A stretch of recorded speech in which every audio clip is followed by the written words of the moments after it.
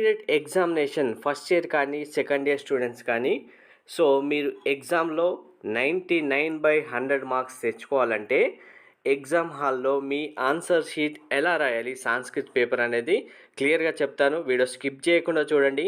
Sanskrit language పేపరే కదా మనకి ఈజీగా వచ్చేస్తుంది అని కేర్లెస్గా ఉండద్దు. క్లియర్గా ఇప్పుడు నేను చెప్పినట్టు మీరు ఆన్సర్ షీట్ ప్రజెంట్ చేయండి. కంపల్సరీగా మీకు 99 మార్క్స్ ఈజీగా వస్తాయి. సో ఆన్సర్ షీట్ ఎలా రాయాలి అనేది ఒకసారి మీకు క్వశ్చన్ పేపర్ క్లియర్గా చెప్తూ నేను చెప్తాను.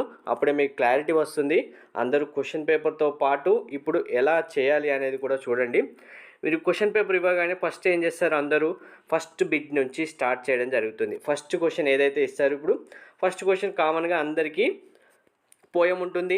దానికి పోయం సంబంధించి ఏదో ఒకటి మీకు ఇప్పుడు ఉన్న ఛాయిసెస్ ప్రకారం టీఎస్ వాళ్ళకి ఎక్కువగా ఉన్నాయి, ఏపీ వాళ్ళకు తక్కువగా ఉన్నాయి. కానీ పోయమ్స్ అయితే కంపల్సరీగా రాయాలి కాబట్టి ఫస్ట్ మీరు ఏం చేస్తారు, ఇచ్చిన పోయం ఏదైతే ఉంటుందో అందులో ఎటువంటి మిస్టేక్స్ లేకుండా రాయండి. ఇప్పుడు ఇక్కడ మీకు స్కోర్ ఎక్కడ వస్తుంది అంటే ఫస్ట్ పోయం ఎవరైతే మిస్టేక్స్ లేకుండా ఎగ్జాక్ట్గా ఆన్సర్ షీట్లో ఇవ్వగలుగుతారో అక్కడే మీకు బెస్ట్ ఇంప్రెషన్ ఫస్టే పడుతుంది. ఈ కరెక్షన్ చేసే టైంలో వాళ్ళు ఇంకా సాంస్క్రిట్లో ఉన్న సెంటెన్సే ఎగ్జాక్ట్గా రాయగలిగారు అంటే స్టూడెంట్స్ కంపల్సరీగా పూర్తిగా ఫుల్ ఫ్లెడ్జ్డ్గా ప్రిపేర్ అయిపోయారు అనేది వాళ్ళు మెంటల్గా ఫిక్స్ అయిపోతారు. దాని తర్వాత మీరు ఏం చేస్తారంటే అందరు స్టూడెంట్స్ ఏం చేస్తారు, ఇక్కడ పోయం రాయగానే డైరెక్ట్గా థియరీ ఆన్సర్స్ ఉంటాయి కదా, థియరీ ఆన్సర్స్ రాయడానికి సెకండ్ బిట్ నుంచి స్టార్ట్ చేయడం జరుగుతుంది. సో మీరు theory answers second bit start చేయొద్దు ఎవరు. ఇక్కడ థియరీ రాసేసరికి ఏమవుతుందంటే మీకు పేపర్స్ అనేవి ఫిల్ అయిపోతూ ఉంటాయి. పేపర్స్ ఫిల్ అయినప్పుడు అందులో ఆన్సర్స్ చదవడానికి వాళ్ళకి ఇంట్రెస్ట్ ఉండదు. ఎగ్జామ్ కరెక్షన్ చేసే టైంలో మీరు ఎగ్జామ్ రాసేది కరెక్షన్ చేసే వాళ్ళ మైండ్ సెట్ ఎలా ఉంటుందో అలా మీరు ఆన్సర్ స్క్రిప్ట్ రాయగలిగితేనే మీకు ఫుల్ మార్క్స్ వస్తాయి. కాబట్టి ఇక్కడ థియరీ రాయద్దు. ఇప్పుడు మీరు డైరెక్ట్గా ఏం చేయాలంటే ఫస్ట్ పోయం రాయగానే మీకు అందరికీ గ్రామర్ పార్ట్ అయితే తెలుసు కదా, సందులు ఇస్తారు, సందులు సంబంధించినవి, తర్వాత మిగిలిన గ్రామర్ పార్ట్ ఇక్కడ నుంచి ఏదైతే స్టార్ట్ అవుతుందో ఇక్కడ ఈ గ్రామర్ పార్ట్ స్టార్ట్ చేసి సెకండ్ బిట్గా మీరు గ్రామర్ పార్ట్ స్టార్ట్ చేసేయండి. గ్రామర్ మీరు ఈజీగా ఇప్పుడు 1 డే టైం ఉన్నా 2 డేస్ టైం ఉన్నా ప్రిపేర్ అవ్వగలుగుతారు. గ్రామర్లో ఎటువంటి మిస్టేక్స్ లేకుండా రాయగలుగుతారు కాబట్టి ఈజీగా అయిపోతుంది. పేపర్లో గ్రామర్ పేపర్ మీరు ఫిల్ చేయగలిగితే ఫస్ట్ 3-4 పేపర్స్లో మీకు ఫుల్గా మార్క్స్ అనేవి పడిపోతూ ఉంటాయి. ఇక్కడ గ్రామరు, అక్కడ పోయం, ఇవన్నీ మార్క్స్ ఫుల్గా వాళ్ళకి కరెక్షన్ చేసే టైంలో ఇంప్రెషన్ వచ్చిన తర్వాత ఏం చేస్తారంటే ఇప్పుడు ఈ మార్క్స్ అన్నీ ఫుల్ అయిపోయాయి, మీరు అన్నీ ఎగ్జాక్ట్గా రాసేసారు. అప్పుడు ఏం చేస్తారు, మీరు థియరీకి వెళ్ళండి.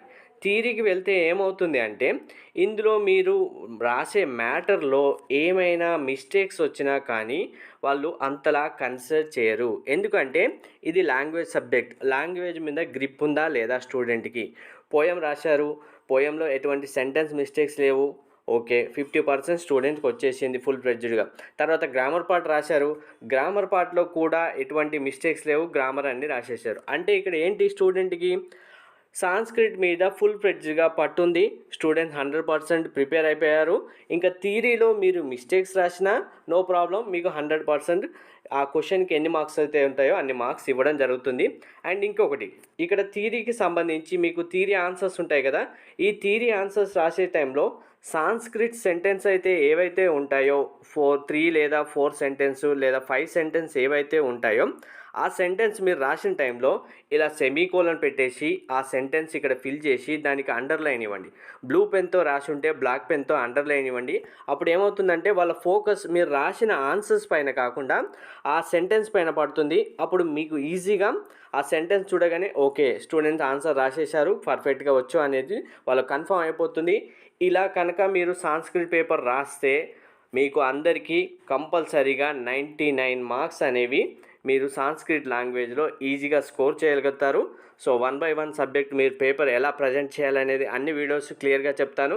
వీడియో లైక్ చేసి తప్పకుండా షేర్ చేయండి. కంప్లీట్ అన్ని పేపర్స్ ఎలా మీరు ఆన్సర్ షీట్ రాయాలనేది 1 by 1 చెప్తూనే ఉంటాను. ఛానల్ సబ్స్క్రైబ్ చేసుకొని బెల్ బటన్ అయితే ప్రెస్ చేయండి. Thank you.